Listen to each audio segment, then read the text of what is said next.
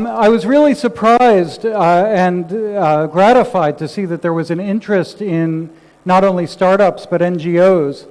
I'd like to start by asking a little bit about the audience here. If you're involved in nonprofits in any way, could you raise your hand? So there's a few people. There is an audience here. How about if you're in startups? If you're involved in startups, can you raise your hand?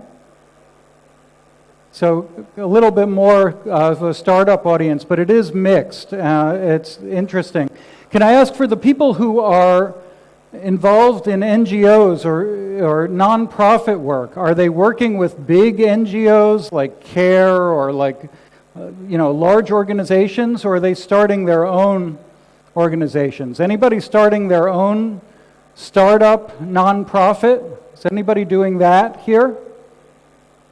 So a few people. Okay, very cool. Very cool. So let me see if I can get the clicker to work and I can get my slides going. No? Oh, there we go. Okay, so let me introduce myself. Now that I've asked a little bit about you, I have sort of one foot in both of those worlds. In the NGO world, I'm on the boards of 6 NGOs, ranging from one that's about $100,000 a year, $150,000 a year budget, to one that's about $60 million a year. So none of the really big ones, but a fairly wide range.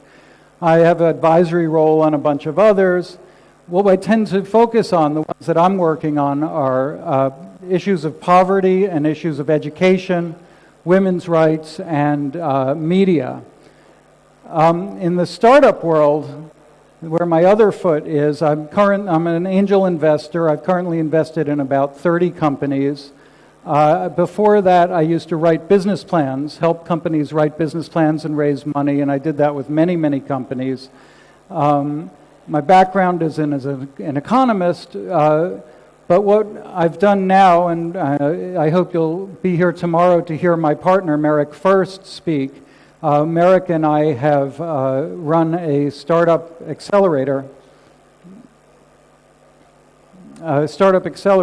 that in Atlanta, and we have together and come up with are working on a way of helping startups find authentic demand. And we've so far been quite successful about that, because that's sort of the baseline for businesses.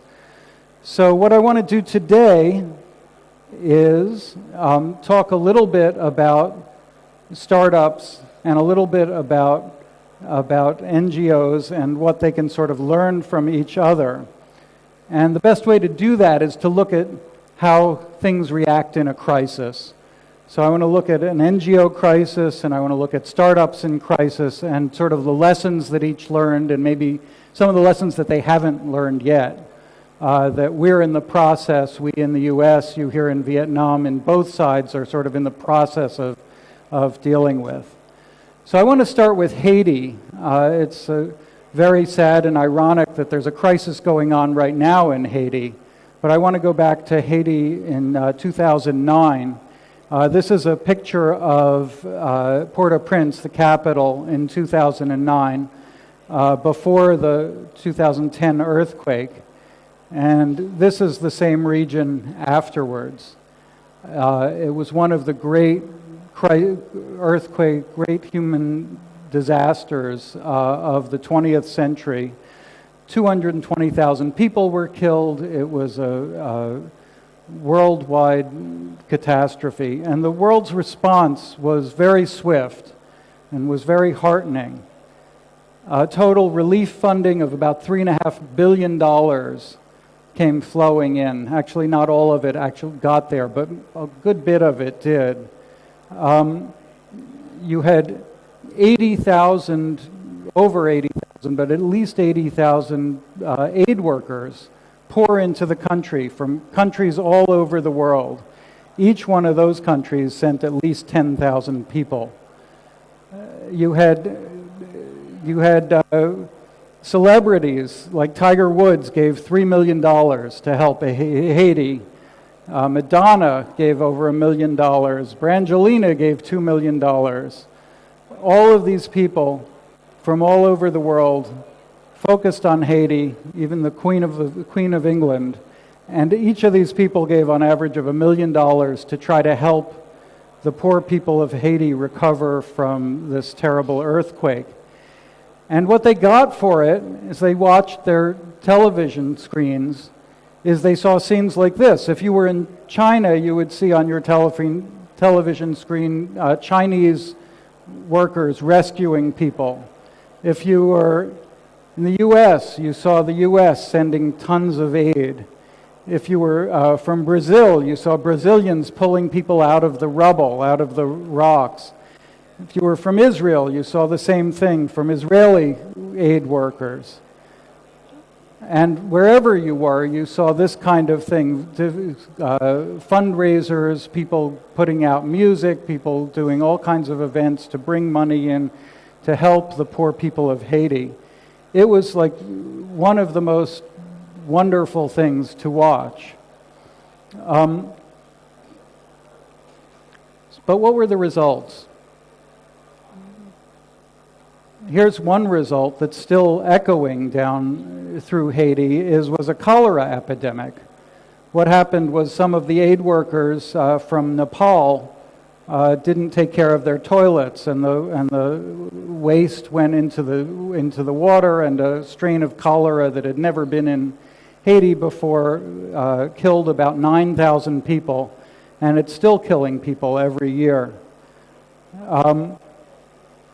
You had the American Red Cross somehow lose $500 million. Nobody knew what they had spent that money on after they'd raised all this money.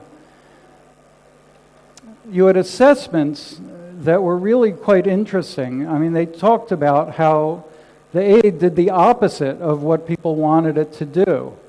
You'd hoped, for example, people were starving, and the aid brought in a lot of rice. So what happened was those people got to eat that rice, but all the rice farmers went out of business because they couldn't compete with free rice. A similar thing happened with the medical services. You had doctors come in, and the local doctors couldn't compete with them, and medical services couldn't compete with them. And that went through, all kinds of sectors of the economy.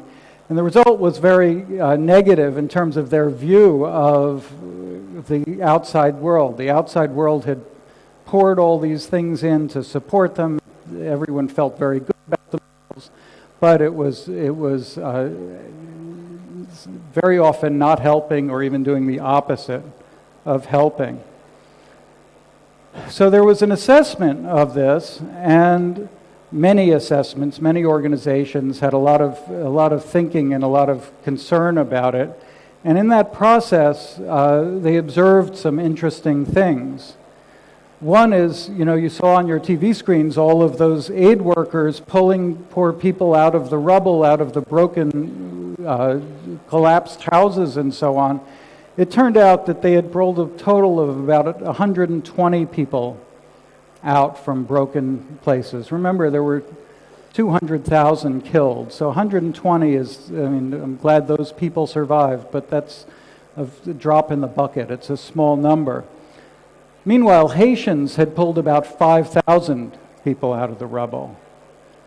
If you looked at it financially, as I mentioned, $3.5 billion were pledged. And there was some arguing about it, and some didn't show up. But about $2.5 billion did show up. That's a lot of money. But if you look at the Haitians who lived elsewhere in the world and the money they sent back, the remittances that Haitians working in the U.S. and in Europe and in other places sent back to help their country rebuild, over the same period, it worked out to about $7 billion, more than twice as much. So on the surface, and as it looked from the NGOs' point of view, they were doing a lot. And there was this devastated place, a place full of victims, and they were helping those victims. But if you looked under the surface, you saw that even though it was a devastated place, it was still a human place. It was still a place where human beings had their decision making, they were leaders, they had things that they were doing, and the things that they were doing were actually a whole lot more effective than what the NGO was doing. So you think that's a huge disaster and that there's a lot that they could learn from startups. Well, let's talk a little bit about startups. The startup crisis that I want to talk about is a decade earlier. It's in 1999, and most people in Vietnam are too young these days to remember that period and that bust. But the internet bubble at that time was huge, and then in 16 years ago, in the millennium, the market collapsed, as known as the dot-com bust. Total of about $5 trillion was lost. All of these giant internet companies that, like Webvan and so on, that hundreds and hundreds of millions of dollars had gone into, they all collapsed. Suddenly, nobody knew why, nobody knew what kicked it off. There was some talk about the millennium bug. People were investing, expecting that there'd be more work to do to fix computers after 2000 happened, but it just disappeared. So there was reaction to that too. There were all kinds of new approaches that started coming up to create startups. I don't know if many people here have read 4 Steps to the Epiphany, know about Steve Blank. That book came out right in this period. Y Combinator, if people know about Y Combinator, that came out during that period, a new way to accelerate startups. The business model generation, the book about the business model canvas, which if you're a startup person, you've probably looked at that book, came out a little bit later from this period, but his work was already known before the book came out. And if you look at where that is now, if you're a startup person, you've heard of the lean startup methods. You might probably looked at the business model canvas. There are accelerators, and I've heard that there are 30 accelerators in Vietnam right now. You can't go to a city in the US where there aren't several accelerators. There are events like this event, like Hatch Fair event, everywhere in the world. I read an article the other day saying China plans to have 30,000 startups per day. So there's a response to this collapse. There's different methodologies. There's a huge growth in new startups. So what are the results of that? Well, I'll tell you. Here are the results so far. I have 5 minutes left. All right, so here are the results so far from a finance point of view. These are returns to venture capital funds for each year. Venture capital funds are measured in vintages of the investments for that year. So you sort of have to discount the more recent ones because you expect those startups to take a long time. But still, if you look at this, since the late 90s, since that dot-com bubble, every year of venture capital has lost money. If you want to put your money into a venture capital fund, chances are, if you've done it any time in the last 20 years, the money you get out of it is smaller. It fails. Look at it from the startups point of view. There's a study that was recently completed at MIT. They looked at 18 million startup businesses in the United States, 18 million of them, and looked at them, how many after 6 years had gone public or been acquired for over $10 million. So basically, how many of those 18 million companies had succeeded as a startup? And I will tell you the answer if this thing starts working. Well, it's not working, but I'll tell you the answer anyway.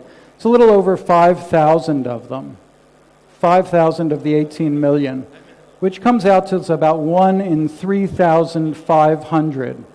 So this is something you have to ask yourself if you're starting a startup. Am I going to be one of the 1 in 3,500 that's going to do that well? So those processes don't work very well.